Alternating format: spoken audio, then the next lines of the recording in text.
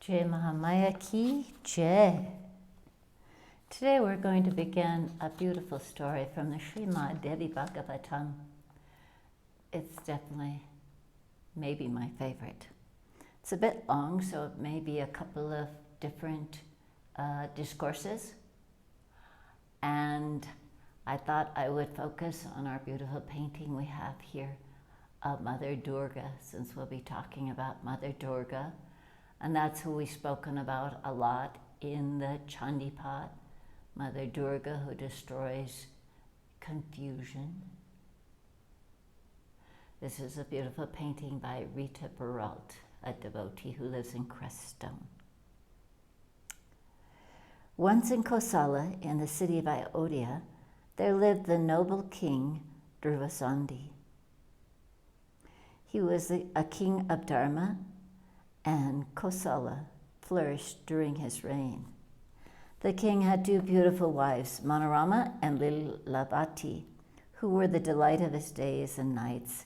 In due course, they both became pregnant. Manorama gave birth first to a fine prince, and he was named Sudarsana. A month later, Lalavita delivered a radiant child, and they called him Shatrujita.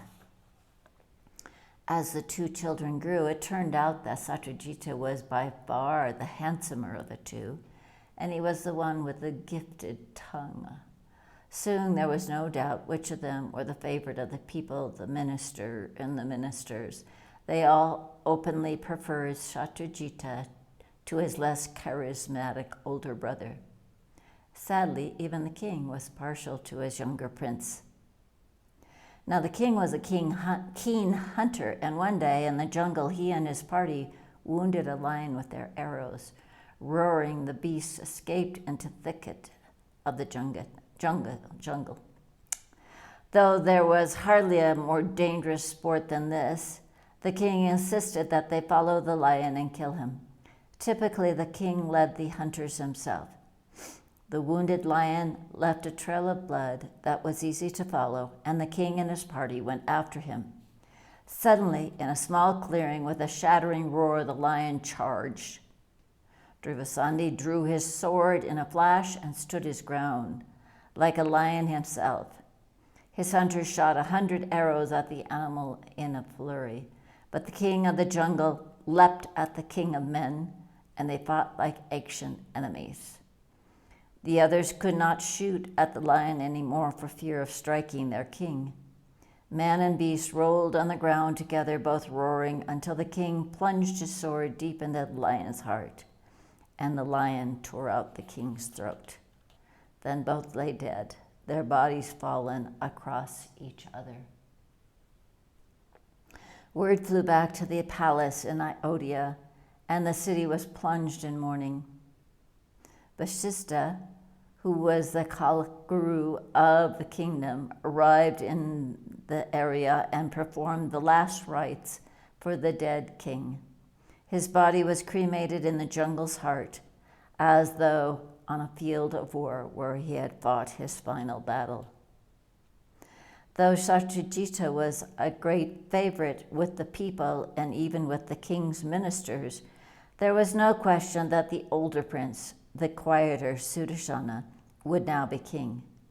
Being just 5 years old, the princes were not of age, but the kingdom must have a sovereign, at least in name. Vasishtha said that the coronation should not be delayed because the people were anxious for their future. But now there arrived in that noble city King Yudhishthira, Lilavata's father, and he began to say that his grandson, Shatrujita, was only a month younger than the introverted Sudarsana and was by far better suited by both gifts and temperament to be the king. Meanwhile, Manorama's father, Visarama, who was king of another kingdom, arrived in Ayodhya as well, and he, of course, was adamant that Sudarsana be made the king. An acrimonious debate ensued in the royal palace of the city. Both Yudhishthira and Vasarina and Virasena had brought their armies with them, and these were camped outside the city gates in case the dispute had to be settled by force. The arguments grew louder and more provocative. Yudhishthira shouted, "Shall only the older prince become king, even if his brother is 100 times more worthy to sit on the throne? And then Sudarshana is only older by 1 month, and that is no difference at all." Virasena said stubbornly, "The eldest prince is the heir to the throne. It has always been so, and it always will be." Yudhishthira returned angrily on the ministers of Ayodhya. "All of you have always preferred my grandson to the pathetic Sudarshana. Why do you hold your tongues now? You know Shatrajita is the one fit to be a king. How much wealth has Sudarshana promised you to take his side?" The unseemly debate lasted not some moments or even hours, but days and weeks, and it seemed there would be no solution, for neither Yudhishthira nor Virasena would give in. In time, word of their tussle flew through all the kingdoms, and other kings arrived at the gate of Ayodhya with their armies and took one side or the other. And indeed, war did break out between Yudhishthira and Virasena.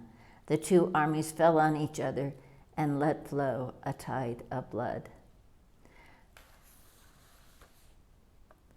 The dust of that battle rose in clouds and covered the sun's face, so that the night seemed to have set in betimes, or a blood-red twilight where the dust cloud reflected the lake of gore below. The battle lasted until Yudhishthira cut Virasena's head from his neck in a scarlet fountain. The legions of Virasena fled screaming. Manorama heard the news of her father being killed and was terrified. She was certain that Yudhishthira would kill her and her son Sudarshana as well. Desperately, she called her husband's loyal minister, Vidala, who was the most intelligent man in the kingdom. The queen said, "My husband is dead. Yudhishthira has killed my father. My son is still a child, and I have no one to turn to. When Yudhishthira rides into Ayodhya again, both my son and I will be at his mercy. His daughter Lilavati has always been envious of me. Tell me, what shall I do, Vidala, and quickly?" It seemed Vidala had already thought of every eventuality. He didn't hesitate a moment before he said, "You must not stay here, and neither must I. We must flee before Yudhishthira returns. I have an uncle, Sabahu, who lives in the forest around Varanasi. He has an army and will protect us." On the pretext of seeing Yudhishthira outside the city gates, Manorama came out of Ayodhya in a chariot with Sudarshana, a maid, and Vidala. Yudhishthira allowed her to perform the last rites for her father, and then at twilight she said she would return to Ayodhya. In fact, however, she slipped away and rode hard for 2 nights and days and reached the banks of the Ganga River. But it seemed that her time of misfortune was upon her. Manorama, her servant, Vidala, and the young Sudarshana were waylaid by some bandits who took all their jewels and gold they had, and even their chariot and horses. Her whole world destroyed in a few days. The queen crossed the Ganga by raft at night. Vidala feared for her life if they remained on this side of the river. After another day's hard journey, they arrived ragged at Bharadvaja's ashram in Chitrakoot. Little Sudarshana, grave and clinging to his mother's hand. The Muni, Bharadvaja, saw the beautiful young woman and said to her in some amazement, "Devi, why are you here in this jungle and your young son with you?"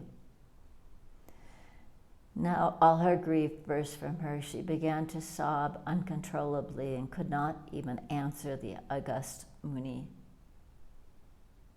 The Muni turned to Vidala, the minister, who said quietly, "My lord, this is Manorama, who was King Dhruvasandi's of Kosala's first queen.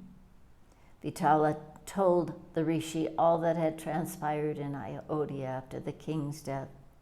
Because the man spoke the truth, the Muni said, "Stay with us in this ashram.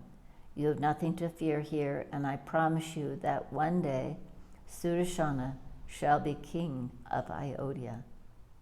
And so the Muni gave Manorama and Sudarshana a little kutila to live in, and they remained there in peace with the queen's servant.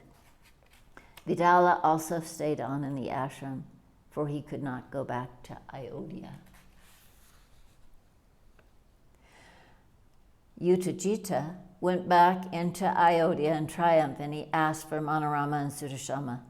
He thought they were deceived by his allowing them to cremate Virasena in the battlefield, and now he intended to put them both to the sword. But that queen and her son had left.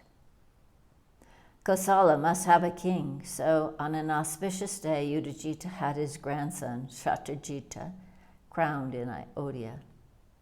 Vasistha was the chief priest, and all the munis and ministers chanted the Vedas during the solemn ceremony, while outside the palace 1,000 conchas blared in unison, and singing and dancing broke out in the streets. Yet there were those in Ayodhya who were not carried away by the festivities. Such quiet men remembered Manorama and Sudarshana and agonized about where they were. When Udajita had made certain the throne of Ayodhya was secure, he went home to his kingdom. But it was not long before Udajita heard that Manorama and her son were in the Muni Bharadvaja's ashram in Chitrakoot. He gathered an army and set out for the Ganges and that mountain beyond her. On Chitrakoot, Manorama heard that Udajita was coming, and she went in tears to the Muni, saying, "Muni, what shall I do? Udajita means to come here and kill my child, so his grandson is secure on the throne of Ayodhya. Save me, Holy One. My life and my son's life are in your hands." When Udajita arrived in the ashram, the Muni met him and said, "Manorama and her son are in my care. You cannot see them." Udajita replied, "I will not leave without taking them with me. You are a man of peace, Muni. Give them to me peacefully, or I will take them by force." The Muni's eyes glittered. He said in a soft voice, "You know what happened to Kasuki when he tried to take Vasistha's cow from that rishi's ashram with force. I beg you, leave us before I grow angry." The king called his ministers aside and said, "I mustn't leave Manorama and Sudarshana here alive.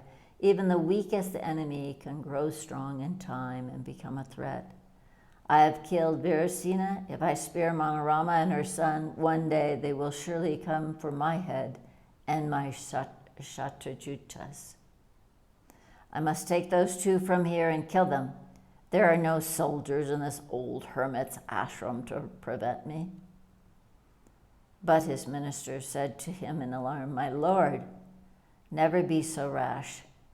This Muni needs no soldiers to fight us. He can reduce our army to ashes with a look from his eyes.